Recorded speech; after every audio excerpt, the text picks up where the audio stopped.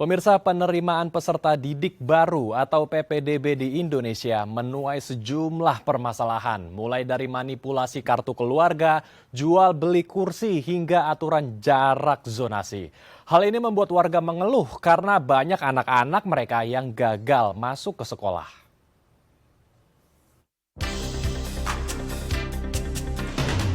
Penerimaan peserta didik baru atau PPDB menjadi polemik pendidikan di Indonesia. Mulai dari dugaan adanya manipulasi dan kecurangan hingga banyak aduan dari masyarakat yang mengeluh anak-anaknya sulit mendapat sekolah.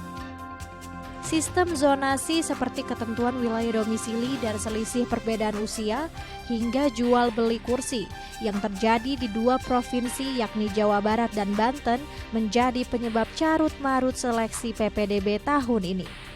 Data menunjukkan sebanyak 50% siswa gagal lolos PPDB di Indonesia. Lantas, bagaimana kondisi pendidikan di Indonesia saat ini? Apakah perlu sistem PPDB ini dievaluasi? Ya, untuk membahasnya lebih lanjut, kami telah bersama dengan Indra Karismiaji selaku pengamat pendidikan. Kita langsung sapa narasumber kita. Selamat siang Pak Indra, apa kabar Pak? Selamat siang Mas, kabar baik.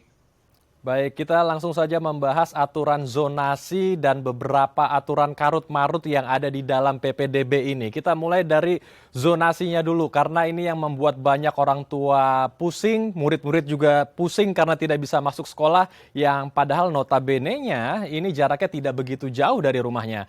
Kalau dari zonasi sendiri, Pak Indra melihat seperti apa? Karena ada banyak sekali oknum yang tidak bertanggung jawab bermain di belakang aturan ini, zonasi ini, mengutak-ngatik jarak sehingga banyak membuat siswa ditolak. Sebetulnya problem utamanya bukan di aturan zonasinya, karena harusnya kebijakan publik itu, pelayanan publik itu memang harus berdasarkan zona. Jadi sambil contoh deh, pelayanan publik yang lain, kelurahan misalnya. Kalau kita tinggal di daerah A, di zona A, kita ngurus KTP kan pasti di kelurahan A kan. Kita nggak mungkin kita mau ngurus KTP di kelurahan favorit gitu, yang tepatnya di B atau di C. Jadi sebetulnya secara manajemen pengelolaan pelayanan publik sudah benar dengan zonasi ini. Yang menjadi problem adalah jumlah sekolah, jumlah bangku yang disediakan oleh pemerintah tidak sesuai dengan jumlah anak Indonesia yang siap untuk bersekolah. Kan di sana problemnya. Jadi memang problem mendasarnya pemerintah itu belum melaksanakan kewajiban konstitusional seperti yang tertera pada pasal 31 ayat 2 Undang-Undang Dasar 1945. Bunyinya jelas kok. Setiap warga negara ini kan berarti mau di kota, mau di desa, mau di pulau, mau di hutan, itu semuanya kan harus mengikuti pendidikan dasar. Jadi minimal itu harus mendapatkan pelayanan SD dan SMP dan pemerintah wajib membiayainya. Itu di konstitusi kita bunyinya seperti itu, dan memang juga kalau kita bicara hak asasi manusia, pendidikan itu juga bagian dari hak asasi manusia. Ini yang belum dipenuhi oleh pemerintah. Ini yang membuat 7 tahun PPDB zonasi ini diberlakukan selalu membuat ricuh, selalu membuat gelisah, dan sama sekali tidak ada komitmen dari pemerintah untuk membenahinya. Kita nggak dengar ada pernyataan dari Mendikbud, kita nggak mendengar pernyataan dari Presiden. Yang ada malah Presiden mengolok-olok program pemerintah terdahulu yang sukses untuk membuka akses, yaitu SD Impres. Beberapa waktu yang lalu Presiden Jokowi malah mengolok-olok saat beliau ditanya kenapa IKN itu harus tenaga asing yang jadi pengawasnya. Beliau mengatakan emang mau kalau kualitasnya kayak SD Impres. Wah, ini berarti Presiden kita nggak paham kalau program SD Impres itu bukan masalah gedungnya, tapi masalah membuka akses pendidikan, melaksanakan kewajiban konstitusional pemerintah, memberikan hak asasi, memberantas buta huruf, mencerdaskan kehidupan bangsa. Dan yang paling penting justru malah dampaknya adalah meningkatkan pertumbuhan ekonomi. Hmm. Dan ini sudah dibuktikan dengan hasil riset yang dibuat oleh seorang warga negara Amerika, namanya Esther Duflo, yang membuat riset tentang SD Impress, dan beliau menang hadiah Nobel bidang keuangan, bidang ekonomi. Hebat nggak?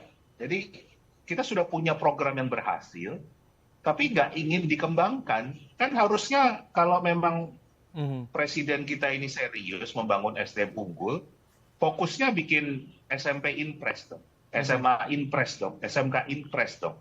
Bukan bikin kereta cepat, bukan bikin IKN, bukan gubernur malah bikin patung. Kan itu yang harus kita bicara masalah prioritas. Baik, jadi pemerintah harus fokus pada prioritasnya ya. Tadi yang sudah dikatakan Pak Indra juga, murid kita sangat begitu banyak, tetapi infrastruktur, kemudian SDM-nya ini mungkin tidak bisa menyamakan dengan jumlah murid kita. Nah, membahas lagi tentang PPDB dan zonasi. Kalau begitu saya ingin masuk ke jarak ya, karena belum lama ini ada salah satu warga dari daerah Tangerang yang membawa meteran dari rumahnya sendiri. Beliau mengukur langsung, ini niat sekali ya, saking ia ingin detail apakah rumahnya tidak masuk zonasi. Ia melakukan pengukuran dari rumahnya ke sekolah yang sudah ia lakukan bahwa jarak dari rumah ke sekolahnya adalah kurang lebih 400 meter. Dan ini seharusnya sudah masuk ya dalam zonasi sekolah incaran dari anaknya atau saudaranya.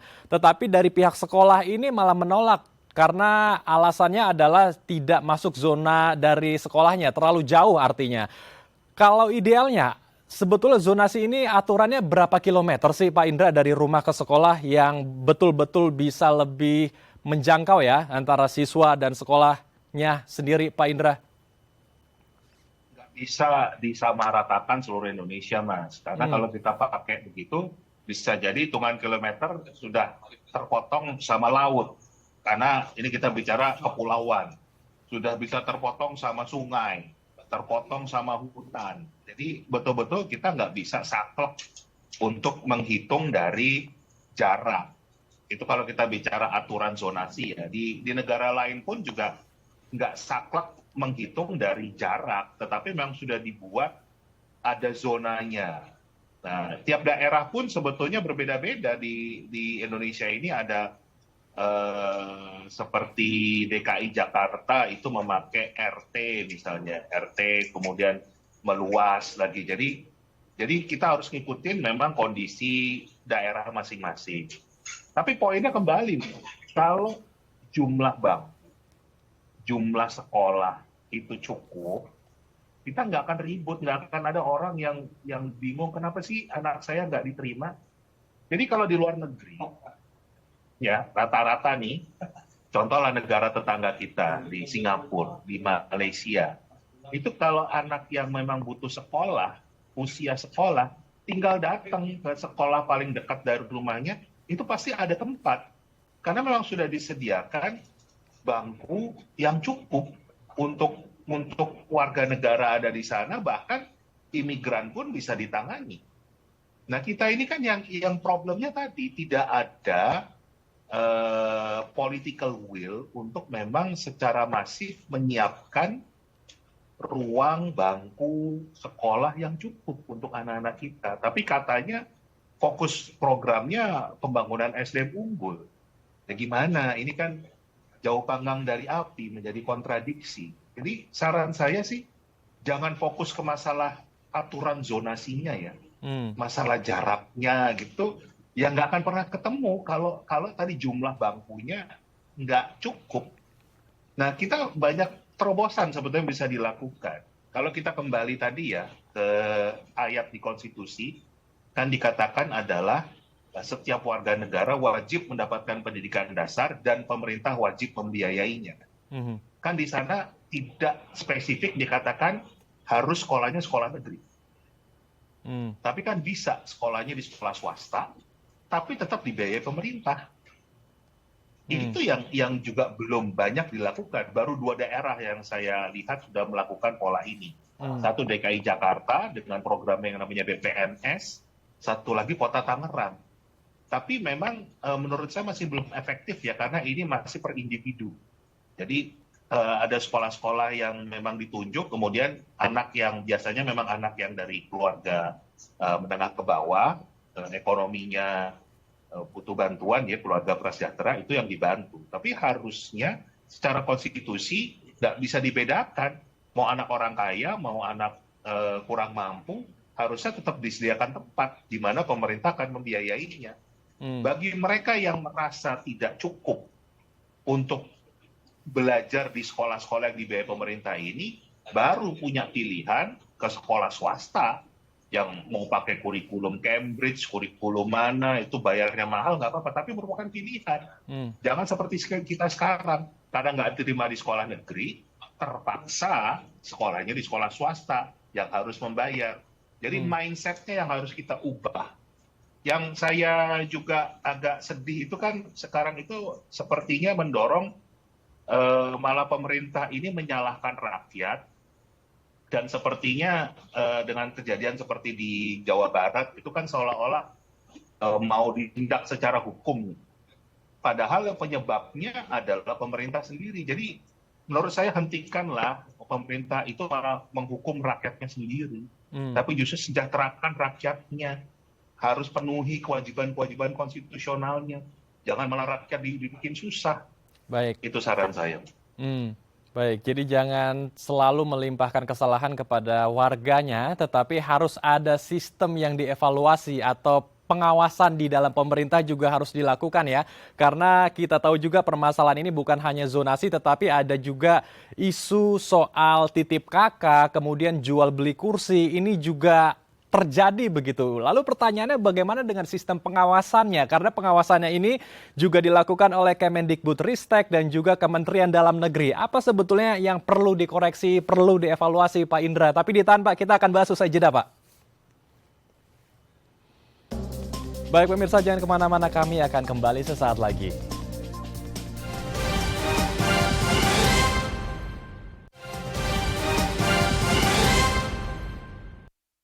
Terima kasih pemirsa, Anda masih bersama kami di Halo Indonesia. Kita akan melanjutkan perbincangan hangat kita bersama dengan Indra Karismiaji selaku pengamat pendidikan. Pak Indra, melanjutkan pertanyaan saya di segmen sebelumnya. Selain zonasi, ada pula oknum-oknum yang tidak bertanggung jawab yang bermain di balik PPDB ini, seperti titip KK ada di situ permainannya. Kemudian ada juga jual beli kursi. Ini juga marak terjadi di mana-mana ya. Nah, ada sebetulnya pengawasan yang dilakukan oleh pemerintah dari Kemendikbudristek sendiri dan juga Kementerian Dalam Negeri. Kalau dari Pak Indra sendiri, apa sebetulnya yang perlu dievaluasi, yang perlu dikoreksi dari sistem pengawasan kita, Pak Indra? Kembali Mas, ujung pangkalnya adalah kita tidak taat konstitusi. Kalau tadi saya bicara pasal 31 ayat 2, ini di pasal 31 ayat 3 bunyinya adalah pemerintah itu mengupayakan satu sistem pendidikan nasional. Sistemnya satu. Kalau sekarang ini kan multi sistem. Jadi multi sistemnya gimana? Pelaksananya adalah pemerintah daerah. Pemerintah daerah koordinasinya dengan Kemendagri, Kementerian Dalam Negeri. Sedangkan aturan yang membuat adalah Kemendikbud. Itu pengawasan di DPR aja udah beda. Kemendikbud di Komisi 10, kemudian madrasah di bawah Kemenak di Komisi 8, Kementerian Dalam Negeri saya lupa itu komisi berapa. Jadi kan udah nggak satu sistem. Belum lagi untuk pembangunan sekolah, pembangunan ruang kelas, itu di bawah Kementerian PUPR. Jadi kan lebih ngaco lagi nih. Jadi kita nggak melihat memang ada sebuah satu sistem yang juga dengan mudah terjadi pengawasan. Buktinya apa? Ya 7 tahun ini bukannya semakin baik, semakin berantakan. Karena memang tidak ada sistemnya. Artinya sistemnya itu tidak satu. Dan nggak bisa saling kontrol, nggak bisa saling mengawasi. Semua jalan sendiri-sendiri. Tapi anggarannya APBN saja 642 triliun. Itu 1 tahun tuh. Tapi untuk bikin sekolah aja nggak bisa. Kan tanda tanya besar sebetulnya larinya kemana. kok anggaran pendidikan 600, ini baru APBN ya, Mhm. belum termasuk APBD, belum termasuk masih uang masyarakat, masih ada sekolah-sekolah yang berbayar kan. Jadi kan anggarannya sebetulnya untuk pendidikan besar sekali. Tapi untuk akses saja, memenuhi kewajiban konstitusional saja nggak bisa, memenuhi hak asasi manusia anak Indonesia aja nggak bisa. Hmm. Ini memang harus dirombak besar-besaran urusan membangun manusia ini. Jadi benar kalau kata Presiden, kita ini bisa kehilangan momentum untuk menjadi negara besar, kita kehilangan momentum untuk mendapatkan bonus demografi, itu betul. Jadi saya melihat dengan tata kelola cara pengelolaan pendidikan kita, yang akan kita temui adalah bencana demografi, bukan bonus demografi. Hmm. Gitu. Baik, jadi pemerintah masih belum satu frekuensi ya, masih belum satu pemikiran sehingga ini menjadi karut-marut dan susah untuk mencari solusinya. Dan jangan sampai ya nanti di ujung-ujungnya kita kehilangan momentum menjadi negara maju, kehilangan juga momentum bonus demografi kita. Untuk membangun sebuah bangsa yang besar, sebuah bangsa yang maju, SDM-nya maju juga perlu ada tenaga-tenaga pengajar yang maju, khususnya guru-guru kita saat ini ya.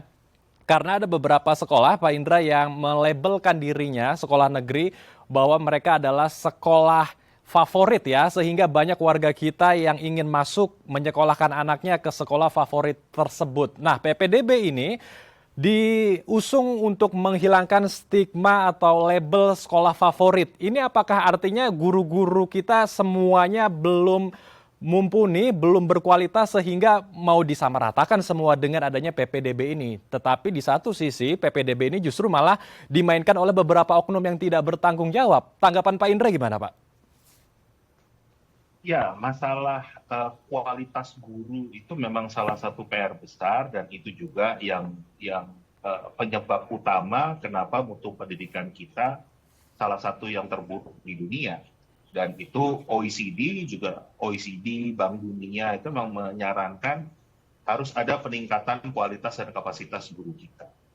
Nah, kalau bicara tadi masalah penyebaran guru, ada satu hal yang harus saya sampaikan adalah masalah ilusi mutu pendidikan di sekolah favorit. Ini kan selama ini masyarakat selalu beranggapan bahwa sekolah favorit itu guru-gurunya bagus. Faktanya nggak begitu, Mas. Guru-guru kita ini hampir sama aja. Tapi begini, ini juga kenapa alasan ada zonasi. Jadi selama ini sekolah-sekolah yang dianggap favorit itu kan menerima siswa-siswa yang sudah pintar kan. Jadi pada dasarnya mereka memang sudah punya kemampuan lebih dari anak-anak lain. Isinya anak-anak pintar. Dan biasanya anak-anak pintar ini juga tidak hanya mengandalkan apa yang didapatkan di sekolah. Pulang sekolah masih ikut bimbel kemana-mana.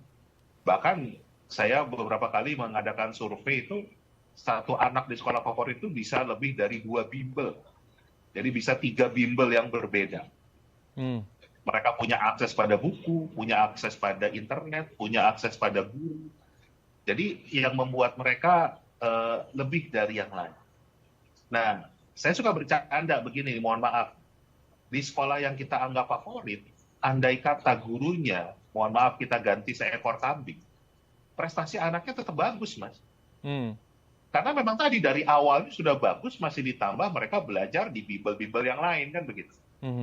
Nah kan akhirnya malah sebetulnya bisa jadi sekolah yang dianggap favorit ini layanan pendidikannya malah bisa jadi yang paling buruk. Tetapi selalu tertutupi dengan prestasi anak yang memang sudah baik-baik. Kan malah nggak jadi pemerataan di situ. Kita jadikan mereka sebagai benchmark, tetapi sebetulnya malah layanan pendidikannya bisa jadi malah salah satu yang terburuk. Karena gurunya nggak ngapa-ngapain, guru kita ganti kambing aja, hasil presnya tetap bagus. Kan harusnya anak pandai karena dibimbing oleh gurunya kan. Kalau ini gurunya kita ganti kambing, anak tetap bagus kan berarti sistemnya yang clear. Nah inilah kenapa kita dulu juga mendorong sistem zonasi ini, tujuannya supaya kita mulai dari 00 lagi nih. Nggak boleh ada sekolah favorit, bukan berarti kita tidak ingin mendorong siswa berprestasi, tetapi layanan publik itu kualitasnya harus sama. Hmm. Nggak boleh ada kantor kelurahan favorit tadi yang saya sampaikan, kan nggak boleh, kan lucu, ya kan? Mhm. Adanya kalau kita tinggal di daerah A ya urus ini A kan gitu. Kualitasnya harus sama antara kelurahan A, kelurahan B, kelurahan C kan begitu. Standarnya kan harus sama. Hmm. Nah ini yang harusnya juga dipahami masyarakat, tetapi memang masyarakat jangan menuntut untuk mengubah zonasinya, tuntutlah pemerintah untuk membangun sekolah, menyiapkan bangku yang cukup untuk anak-anak kita belajar, dan membiayainya lewat pajak kita. Anggaran pendidikan yang 642 triliun itu harusnya cukup. Tetapi karena belum dikelola dengan baik, akhirnya ya seperti ini. Apalagi kalau pemerintah lebih fokus ke bangun IKN, bangun kereta cepat, tapi nggak mau bangun sekolah. Padahal tadi saya katakan, target presiden punya pertumbuhan ekonomi 7%, itu bisa tercapai kalau beliau punya program seperti SMP Impres, SMA, SMK Impres. Karena sudah terbukti dulu bisa meningkatkan pertumbuhan ekonomi. Pendidikan itu berhubungan dengan kesejahteraan. Itu pandangan saya. Baik, jadi pemerintah harus kembali lagi mengetahui pentingnya pendidikan untuk bangsa kita ya, karena pembangunan ke depan akan banyak dilakukan oleh generasi penerus kita. Terakhir Pak Indra, apa pesan Pak Indra untuk orang tua yang anak-anaknya gagal disekolahkan di zonasi tempat tinggalnya yang tidak begitu jauh, dan juga untuk para pengurus sekolah, kepala sekolahnya, dan semua orang yang terlibat di dalam sekolah, dan pemerintah juga Pak Indra, agar semua ini masalah karut-marut tentang PPDB bisa mulai teredam dan anak-anak bisa kembali sekolah sesuai dengan zonasinya masing-masing? Yang pertama, kalau dari masyarakat yang memang butuhkan bantuan dari masyarakat prasejahtera, Anda memang harus menuntut pemerintah untuk memastikan putra-putri Anda bisa mendapatkan pelayanan pendidikan secara cuma-cuma. Itu harus dibiayai oleh pemerintah. Kalau yang masyarakat mampu, untuk sementara Anda tetap punya pilihan untuk sekolah di sekolah yang berbayar. Jadi jangan menganggap kalau nggak diterima di sekolah negeri, hancur masa depan anak kita. Enggak. Kondisi kita sekarang sebetulnya mutu pendidikan kita sama-sama aja kok. Kadang-kadang hanya terbatas di stigma saja. Tapi memang kita sebagai warga negara, sebagai rakyat, terus harus mengawal, memastikan pemerintah melaksanakan tugas-tugas kewajiban konstitusionalnya. Jadi jangan hanya terima-terima saja. Kalau misalnya ya anak kita nggak keterima di sekolah negeri, udah kita terima aja, memang harus rebutan, bahkan harus menipu, harus rekayasa identitas kita, kartu keluarga. Itu malah dampaknya buruk ya, karena anak kita malah kita ajarkan cara korupsi, cara bertindak tidak jujur, itu kan malah bertentangan dengan pendidikan. Jadi ayo kita sama-sama tuntut pemerintah.